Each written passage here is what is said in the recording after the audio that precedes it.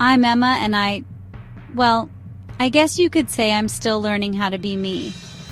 This is the story of how I almost lost myself trying to be the perfect daughter. It all looked so perfect on the surface, like one of those Instagram feeds you can't help but envy. But you know what they say about pictures being worth 1,000 words? Well, sometimes those words are lies. You two are so close. It's rare to see a mother and daughter who are best friends. Oh, we're inseparable, aren't we, sweetie? Yeah, Mom, we sure are. And in a way, we were inseparable. Because how can you separate from someone who's made themselves the center of your universe?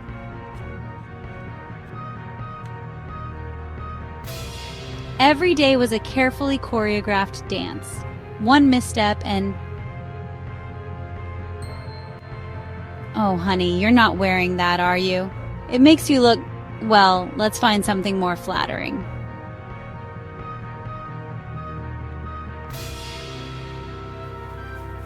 Mom, I'll be right back. Mrs. Johnson needs help with her groceries. Emma, we're in the middle of a conversation. It'll just take a second, I promise. Those little acts of rebellion, they kept me sane.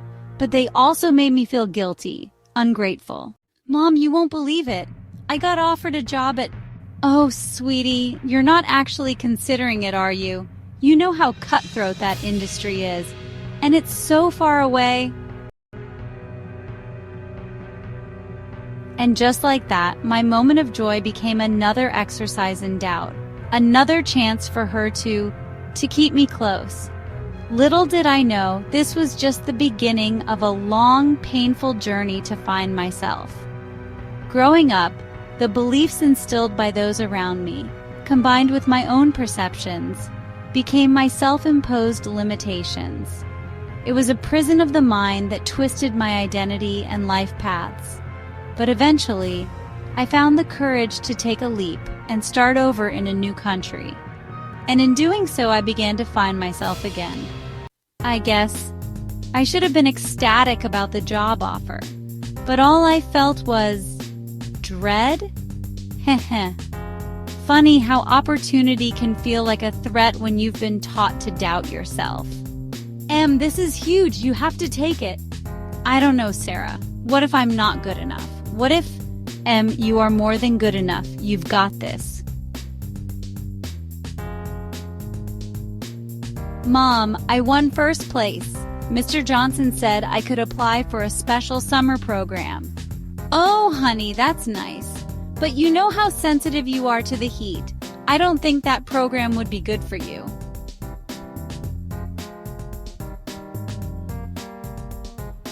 It wasn't just the summer program, it was everything. My mom could turn any opportunity into a threat faster than I could say, but maybe.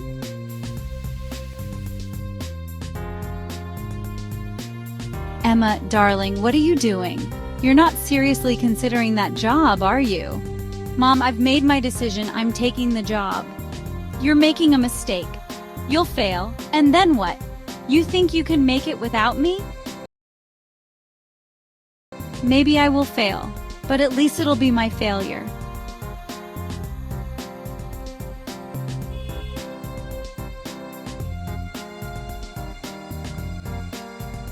Freedom, as it turns out, is terrifying.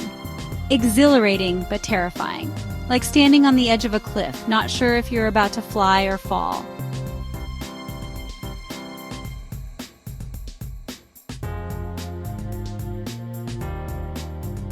Welcome to the team, Emma. Let me know if you need anything, okay? Oh, thanks, I will, probably, maybe, if I figure out how to ask for help without feeling guilty.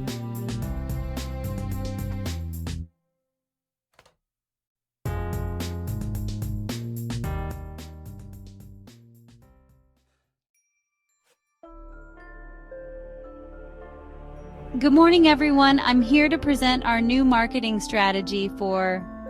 Emma, sweetie, you know public speaking isn't your strong suit. Why put yourself through this?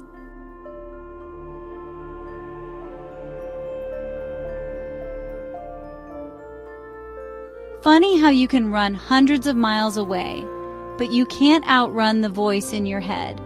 How does she always know? It's like she can sense weakness across state lines.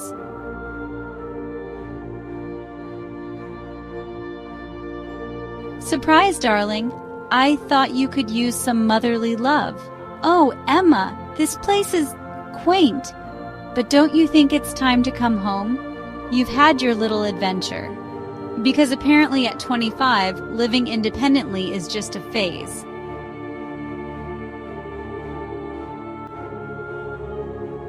Emma, I'm sorry, but we've lost the Henderson account.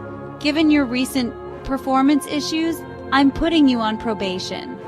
Maybe she was right. Maybe I couldn't do this. Sweetheart, why don't you let me help?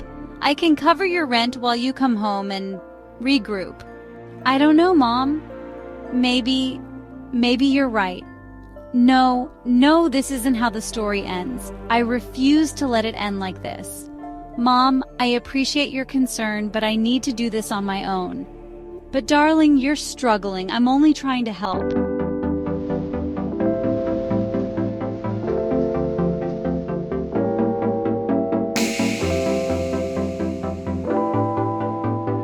It wasn't easy, but I finally understood. The only voice I needed to listen to was my own. Alex, I think I need help. I'm here, Emma. What do you need? Everything. Nothing. I don't know. I think I need to talk about my mom. It's funny how saying things out loud can make them real and terrifying and somehow less powerful. Turns out there's no frequent flyer miles for therapy. But if there were, I'd be on my way to a free trip to, well, probably back to therapy. I love my mom, but I think I'm afraid of her. Is that even possible? It's not only possible, Emma, it's more common than you might think. I am not responsible for my mother's happiness. I am not responsible for my mother's happiness. Mom, we need to talk, in person. Can you meet me at Rosie's Cafe tomorrow?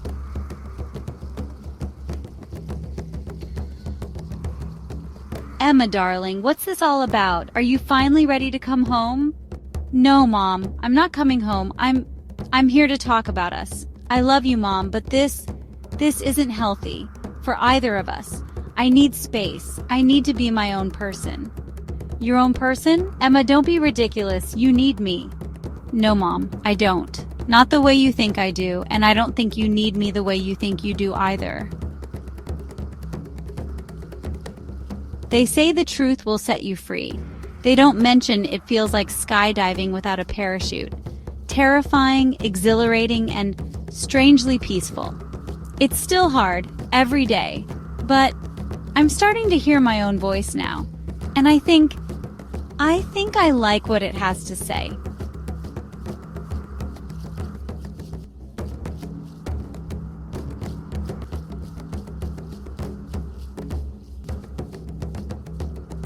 Day 67 of Independence.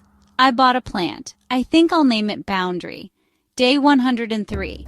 Mom called. I didn't panic. Progress? Day 180. I'm learning that love doesn't have to hurt.